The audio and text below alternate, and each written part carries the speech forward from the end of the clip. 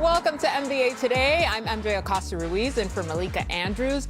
The Cleveland Cavaliers are one win away from their first Eastern Conference Finals since 2018. So here's how they got it done. And stay with me here because it gets nuts as we pick it up in the fourth quarter in this pivotal Game 5. By the way, Spears, the Cavs were held scoreless for 5 minutes and 4 seconds in the fourth quarter. Didn't look good. Did not look hard great. Watching that. A little bit. But you know what? The Pistons capitalized off this scoring drought, regained the lead here. Cade, of course, drawing attention. Get it out to Tobias. Corner three. Got to call somebody. Is he going to call somebody? Oh. Who is it? Calling his dad Terrell. 100% it's Pops. Always on the line. All right. Cavs would come storming back, though. Young fella's playing great defense, but it doesn't stop the dunk right there. He got up in the air, and I thought there could be bad things on that turnover. Yeah, okay, so you saw there the double team on Cade, which, you know, understandable, but they got to it late in this game. Mobley was big, wasn't he? Huge. Mobley definitely comes. There's that double team again. Get it out. Look at James playing defense. Look at James moving his feet. No. Okay. However. Okay, James Harden, he does play defense. Sometimes. Huge. Okay, this is where things get real spicy in the final seconds. If you miss that, Mitchell drives, stripped by Asar Thompson. Then Thompson gets tripped, but no call. Coach very upset about this.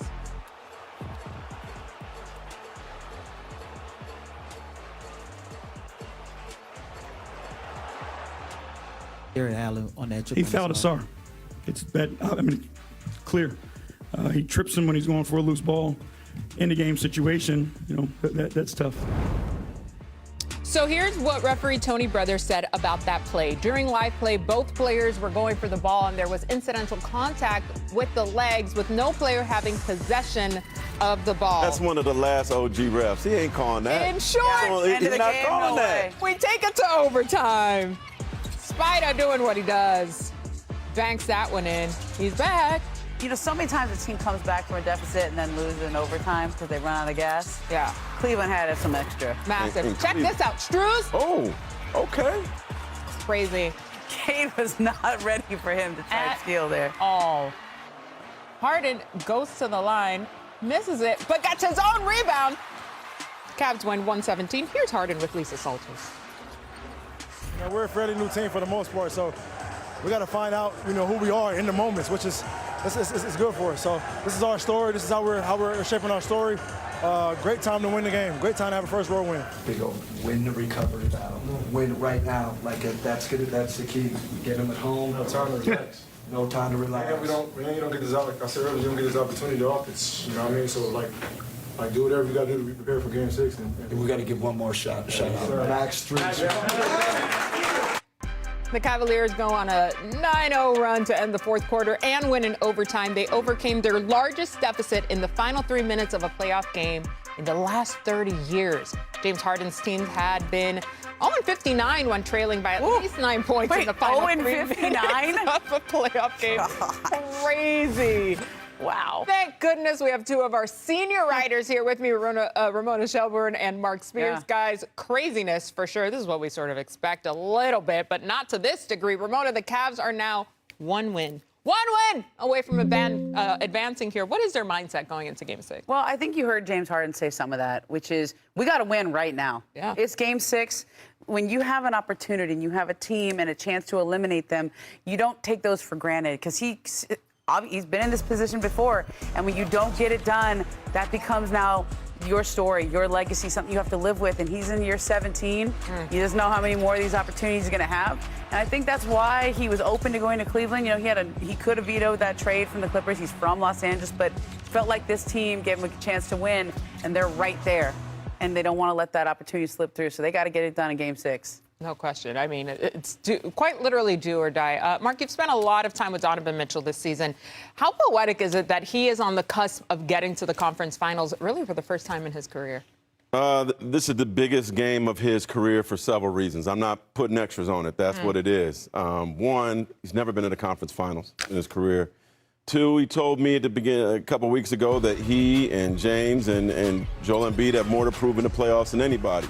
Three, he's from New York. Right. Is that a bad accent? He's from New York. the New York Mets put food on his table. He used to be in their clubhouse all the time. Yeah. His dad works there. Right. He was a high school star in New York. He started the season in New York. He wants to finish the regular season in New York. Playing against the Knicks, his childhood team, went to the Garden as a kid, is a huge deal. And if that's his path to the finals and he's able to do it, I don't know if he could write it any better than that. Also, the but Knicks he has to win first. Also, the Knicks who had a chance to trade for him and didn't Oh, do the last little bit to get that trade done. talk about it. There's a lot of layers to this one. All right, on the other side of things, the Pistons became the 5th 60-win team to lose 3 straight games in a best-of-7 series after taking a 2-0 lead. 3 of the previous 4 went on to lose the series. So the only exception was the 2006 Pistons against the Cavaliers. Here's Cade on his team trailing in the series. It's first 4 wins, though. We know that.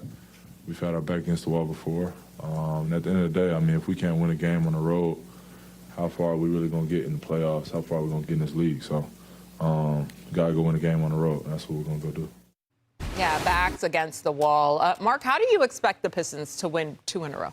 Well, one, maybe their fans could show up to Cleveland the way the Detroit fans. It's not far. Right? No, At all. They took over the arena. They showed a lot of disrespect in Detroit, but I think Jalen Duren's got to get them back. I mean, we know what Cade is. Jalen's an all-star too. Trajan Langdon, their general manager, and their coach both told me, JB, that they weren't upset about not making a trade for another scorer. They felt like they were fine. They wanted to give their guys a chance. Jalen didn't get much of a chance last game. He only played a little bit in the fourth quarter, didn't play in overtime. He's averaging 10 less points in this series than he did in the regular season, 4 less rebounds. He's got to show up. He has to be big. This may be a bad matchup for him, but he's an all-star, potential superstar in this league, and he has to arrive. Listen, I think they need some more gravity on the court to create space for everybody. I mean, Cade's doing everything, but there's a reason why they're putting a double team on him every single time. And the reason they don't have this space is Duncan Robinson wasn't able to play. He's had this lower back tightness. It's kind of popped up throughout the series. So you know what gravity is? That's like one of those things coaches talk about. We learned about it in school, right? That's like the gravity of a planet, right? Okay. The pull. Yeah, you learned about gravity in They school. go to Stanford like Oh, that. throw Stop it. it. Okay. No, they say. But this is one of my favorite terms, and I can't believe this is really a stat now. Like, how do we Amazing. measure gravity? Are we actually doing the physics? Or are we just saying that it quantifies the measure of a player's impact on defensive movement related to expectation from floor spacing? Gravity means people respect you. They got to guard Right. you out by 3. Duncan Robinson is one of the biggest gravitational pulls in the playoffs. So I guess in that graphic, he'd be Mars. Is that right, if we're talking about the planet? Like SGA would be Jupiter, and then Saturn would be Wemby. We're just going in order to plan. They're missing a lot of gravity, and gravity creates space. That's why he's got those contracts with Miami Heat and the Detroit Pistons over the years. And from what I'm told, he's gonna try to play in Game 6. It's hard to predict. It's still got to do some work, but there's a chance he can come back in Game 6 with this lower back injury. Another guy who has some gravitas. There you go. Cade Cunningham, Spears. I mean, he has just been quite literally the MVP of this Pistons team throughout the entire season. Ain't no gravity for him. He on Earth, and he's getting double teamed, and he can't breathe anywhere he goes. Coach Bickerstaff mentioned it after the game. They definitely need Duncan back. And you have somewhat update on him, I think, or? Yeah, I think there's a chance that he can play in Game 6. He's got it's still to be determined, right? You don't want to say yes yet, but he's going to try. He needs him. No matter where he goes, he's got this has been a brilliant defensive plan from the Cavaliers. Yep. It's not going to change. That's what makes it tough when you Also, don't have a second. I was waiting for JB to go off on the refs a little bit. Cleveland has shot like 46 more free throws in the last couple of Tony games. Brothers